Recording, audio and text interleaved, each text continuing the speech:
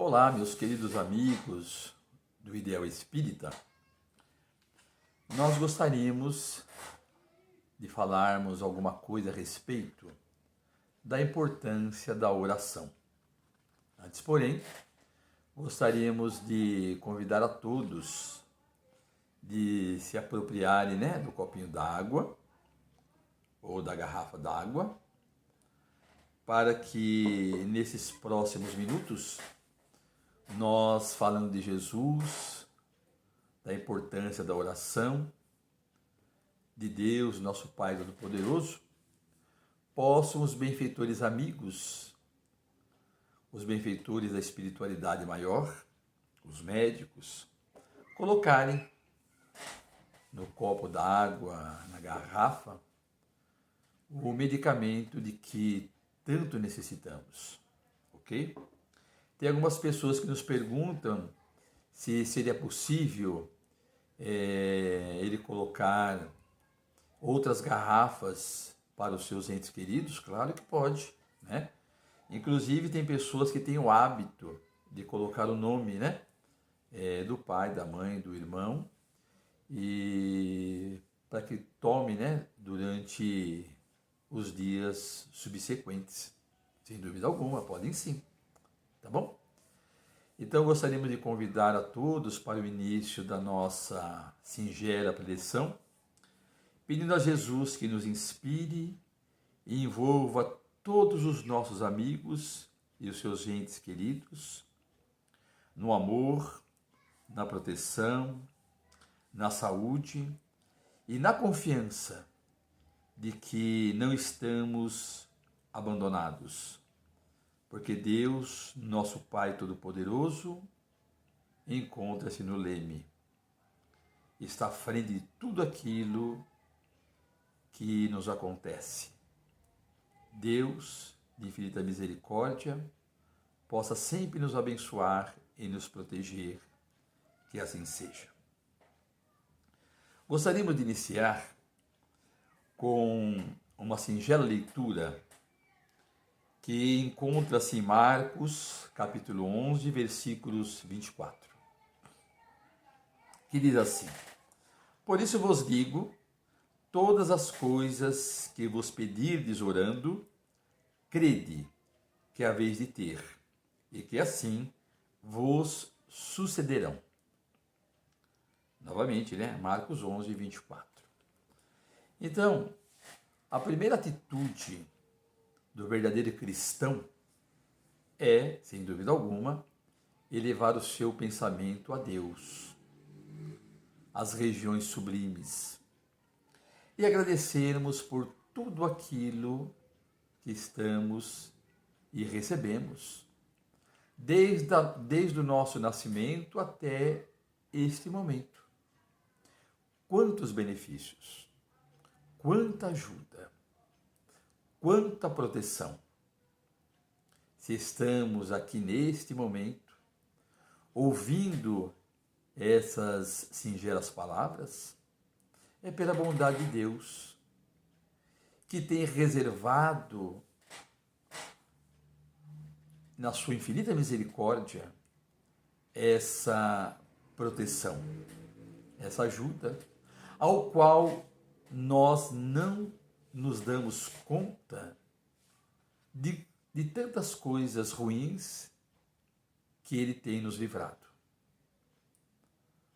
André Luiz fala que quando chegamos no mundo espiritual, é mostrado na tela da nossa existência de 30, 40, 50, 80 anos, de quantas coisas os benfeitores amigos nos livraram.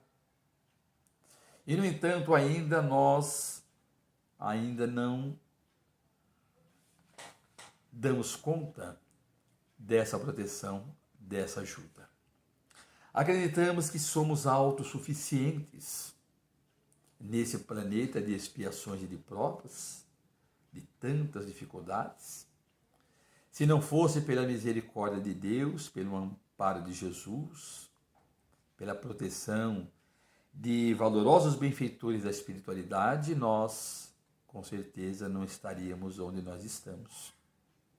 Então, cabe a todos nós orarmos em nosso dia a dia.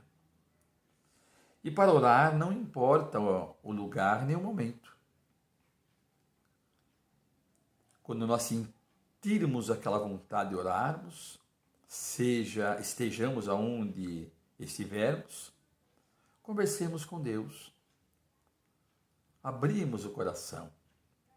Porque talvez naquele instante nós estamos sendo amparados por um benfeitor amigo, ou estamos assim nos envolvendo por vibrações dulcíssimas.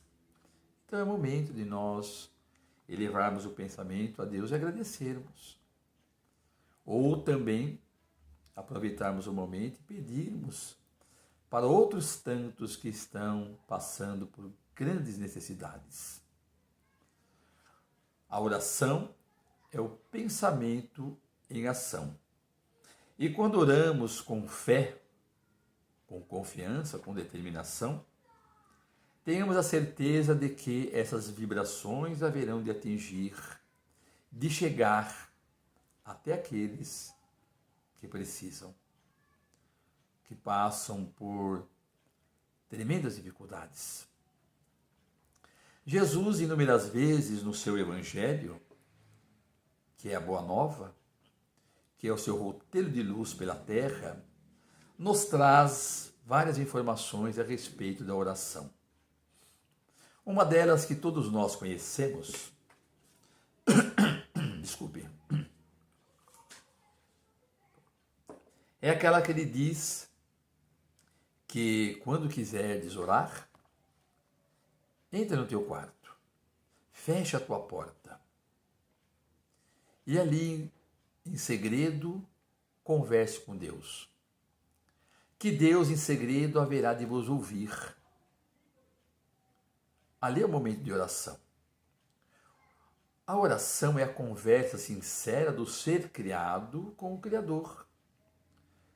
Nada mais é do que uma conversa sincera, como nós poderíamos estarmos conversando com uma pessoa que nós muito confiamos. E naquele momento, a pessoa que nós confiamos é Deus. E ali Deus haverá de nos ouvir e de atender aquilo que tanto nós precisamos. Seja nas questões financeiras, doença em família, problemas pelos quais nós estamos passando, alguma coisa que temos e precisamos resolver, sentemos em nossa cama antes de dormir, fechemos os olhos e dizemos: meu Pai, me ajude, me dê a sabedoria, me dê o discernimento, para que eu possa, amanhã, no novo dia, tentar resolver essas questões. E Deus estará presente. E haverá de abrir outros caminhos para que nós possamos resolver aquelas tristes situações. Existe, no entanto, uma outra questão que Jesus nos chama a atenção quanto à questão de reconciliar com aqueles ao qual nós temos uma certa desavença, uma mágoa, né? Porque existe uma passagem ao qual ele diz assim: se fores levar a tua oferta ao altar e lá te lembrares de que existe alguma coisa contra alguém, uma mágoa, uma intriga, vai, reconcilia-te e depois volte para fazer a tua oferta. Jesus mostra aí que a reconciliação, que é o amor ao próximo, é muito mais importante do que a oração. Não que a oração não seja, mas para que nós possamos fazer com que a nossa oração, os nossos pedidos cheguem aos pés de Deus, é imprescindível que nós estejamos tranquilos, serenos, calmos, sem aborrecimento, sem mágoa, sem ódio, sem vingança. em nosso íntimo e nosso coração.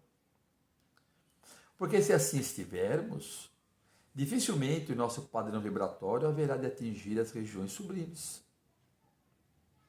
Então Jesus nos pede: reconcilia-te com o teu adversário enquanto estás a caminho com ele, nessa oportunidade bendita aqui na terra, a qual Deus concede a cada um de nós.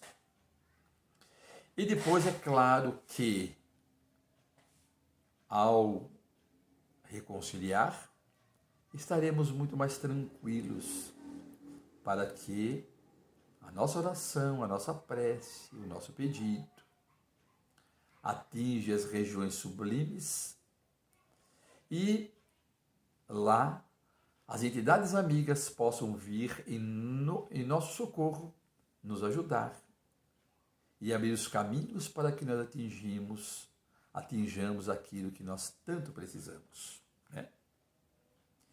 Jesus, naqueles momentos que antecedia a sua crucificação, leva os discípulos ao Monte das Oliveiras e pede a eles que lhes acompanhem na oração. Vê? Nem Jesus, o sublime amigo, prescindiu da oração. E pediu inclusive que os amigos orassem junto dele. E ali os deixando, Simão Pedro, Tiago e João, ele retira-se, naquele momento, naquele martírio ao qual ele deveria passar, um grande testemunho. E por 3 vezes ele volta e encontra eles dormindo. E diz: Jesus, de uma forma carinhosa, nem por um pouco de tempo pudeste estar comigo em oração? E ele nos lança aquela maravilhosa frase, né? Vigiai e orai, para que não entreis em tentação. O que é vigiar? Vigiar nada mais é do que policiar aquilo que nós falamos em nosso dia a dia. Porque depois da palavra falada, das palavras que magoam, que machucam, não tem mais como voltar atrás. Vigiar é comandar a sua atitude para não incorrer em erros maiores. Vigiar é procurar manter o pensamento equilibrado, porque ao pensar no mal, falamos no mal e agimos no mal. Então, vigiarmos constantemente. Porque depois de vigiarmos equilibradamente, podemos tranquilamente sentarmos e orarmos por todos aqueles que passam por muitas dificuldades, inclusive recebermos então do mundo maior aquilo que nós tanto precisamos. Jesus nos lega, lá no Sermão da Montanha, que é o maior código de ensinamento de Jesus, que são os capítulos 5, 6 e 7, que é o Sermão da Montanha, que é um código de ética, de moral cristão, de atitudes mesmo. E lá no capítulo 6, versículos 13 a 19, nós temos o Pai Nosso. Essa sublime oração que um dia Jesus, esse ser mais sublime que veio à Terra, nos legou. Essa oração que veio e partiu dos seus lábios.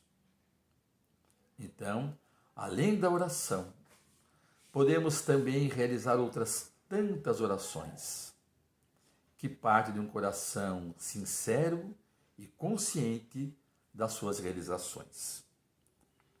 Gente, eu gostaria de falar para vocês a respeito de Chico Xavier, esse ser que nós sempre lembramos, porque ele, para nós, é aquele que seguiu à risca os ensinamentos de Jesus. Ele nos trouxe muitos ensinamentos. E eu quero compartilhar também essa história, porque nos mostra a eficácia da oração. E existe um livro chamado O Inesquecível Chico, ao qual nós somos apaixonados pelas histórias do Chico, e inclusive por essa em particular, que nos mostra a importância da oração, o valor da oração, o reconhecimento que passa tanto tempo e aqueles que foram beneficiados não esquecem. Porque lá nesse livro conta uma história que Farid Mussi, que morava em São José do Rio Preto, ele passava por grandes dificuldades. Farid Mussi, em 1960, era espírita. E aí, diante das suas dificuldades, alguém disse a ele assim: olha, meu amigo, com certeza, se você pudesse ir em Uberaba, porque Chico Xavier, em 1960, está em Uberaba. Eu tenho a certeza de que só a presença do Chico, só de você sentar próximo àquele homem luz, aquele homem bondoso, você sentirá o seu coração já refrigerado. Não pensou duas vezes. Na primeira oportunidade, ele vai para Uberaba. De São José do Rio Preto a Uberaba, é mais de 300 quilômetros. Quando ele chega em Uberaba, para falar com o Chico, no Centro Espírita da Prece, a fila era imensa. Imagine, né? Eu vim de tão longe para falar com o Chico, eu não me lembrava dessa fila, e agora? Mas ele está lá, firme e forte. Então, de repente, conta a história que uma pessoa chega até ele e diz assim: Sr. Farid Mussi, Chico Xavier está lá dentro, pedindo que o senhor me acompanhe, que ele quer falar com o senhor. E o senhor Farid Mussi diz: mas sou eu mesmo? Sim. Lá dentro, ele me chamou, deu as suas características, pediu que eu lhe procurasse na fila e, por gentileza, me acompanhe. Ah, ele já foi chorando de alegria. Porque, gente, sem dúvida alguma, só esse homem mesmo, né? Para ter inspiração, para comprovar a existência do mundo espiritual e o grande amor dos espíritos amigos por nós. Quando chegou lá junto ao Chico, ele sentou, né? Chico Xavier atendia lá sentado, com uma cadeira do lado. E Chico Xavier disse a ele assim: Seu Farid, está aqui do meu lado, né? Um espírito chamado Maura Javarini, que pediu que eu lhe chamasse para agradecer as orações que o senhor fez para ela. O senhor lembra? E ele então falou assim: me lembro sim, da senhora Maura Araújo Javarini. Eu lembro. Eu lembro porque, sabe, Chico, foi em 1932, gente. Ele está falando com o Chico agora em 1960. Eu me lembro porque eu era esotérico. E lá em 1932, morando em São José do Rio Preto, eu estava em meu portão quando passou um féretro, né? Passou pessoas carregando um caixão para o cemitério, para ser sepultado. E aí então eu perguntei ao meu amigo, que também era esotérico, alfaiate, o que aconteceu? Ele me disse assim: a dona Maura, ela tomou uma alta dose de lisol e suicidou-se. E por ter se matado, o seu corpo não pôde passar pela igreja e o padre não vai encomendar porque é um suicídio. Ele então compadeceu-se e disse ao amigo: então, vamos colocar o nome no Tavita, que é o livro de orações dos esotéricos, né? Para estar no círculo de orações. E nós vamos orar pelo espírito dela. E assim fizeram. Fizeram durante muito tempo. E agora, lá em Uberaba, ela pediu ao Chico que chamasse o seu Farid para agradecer as orações pelo muito sofrimento que ela passou pelo ato impensado, que foi o suicídio. o que nós gostaríamos de destacar, percebe? É a importância da oração, a eficácia da oração, que Jesus nos trouxe há muito tempo atrás. E é uma atitude atual que, com a doutrina espírita e com os exemplos de Chico Xavier, vem nos mostrar que a mensagem de Jesus, sem dúvida alguma, é gloriosa. Então, que todos nós, nesse momento de pandemia, do coronavírus, do Covid-19, possamos estarmos orando uns pelos outros. Todos nós precisamos de orações, porque quando oramos uns pelos outros, nos cercamos dessas vibrações maravilhosas, né? Deixamos de ser aquela lâmpada opaca para nos tornarmos essa lâmpada luminosa. E aí nós nos ligando a este e aquele, é como uma teia de luz adentrando vários lares, levando conforto, levando boas energias, levando ajuda. E ao orarmos, os benfeitores amigos vão nos identificarmos por aquele padrão vibratório, pelaquela corrente de luz, e vai nos ajudar e ajudar aquele também a que tanto amamos e aqueles a que tanto precisam dessas vibrações, desses bons pensamentos, dessas orações. E para este momento, queremos convidar então a todos vocês para esse momento de vibrações, né? Novamente lembrando do copinho d'água, da garrafinha d'água, e fechando os nossos olhos, vamos dizer assim: Senhor de infinita bondade, ampare e proteja todos os nossos irmãos encarnados e desencarnados, que passam, Jesus, por essa triste separação devido ao coronavírus e também de outras tantas doenças que, ao deixarem esse mundo, levam e deixam uma grande saudade nos dois lados da vida.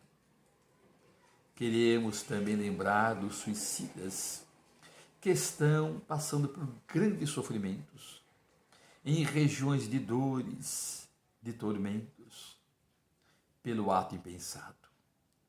Perdoe-lhe, Jesus, e ampare a todos eles. Gostaríamos de lembrar, juntamente com todos aqueles que estão nos ouvindo, a todos os irmãos hospitalizados que estão de posse de uma grave doença e passando por dores terríveis, tomando as injeções, medicamentos pesados.